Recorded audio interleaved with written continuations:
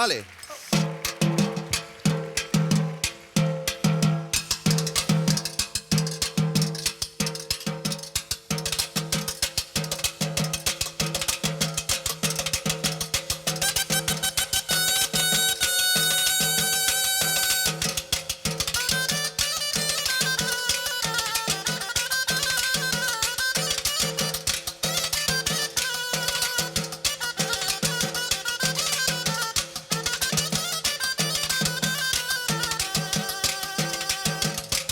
Una vieja regando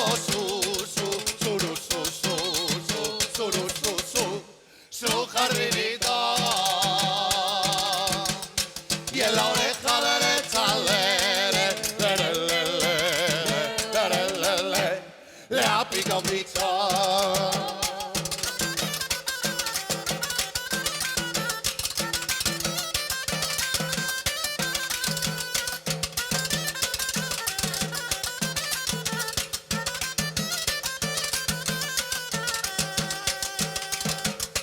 Si la vieja no fuera tan descuidada, el bichito en la oreja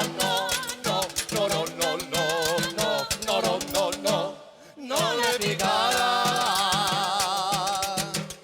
Y el doctor que la ha visto le ha recetado que se lave la oreja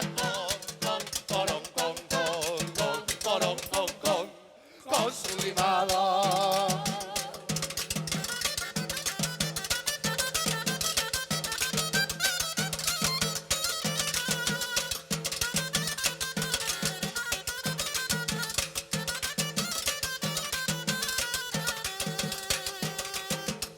Y si no se le cura la picadura,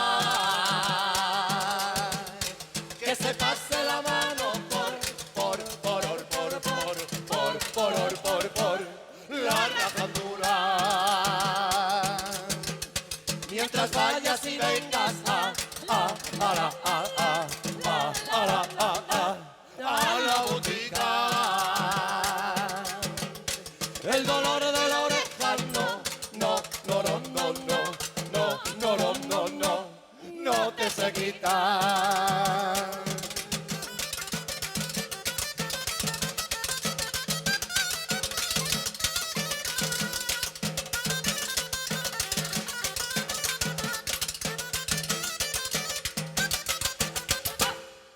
¡Ya está!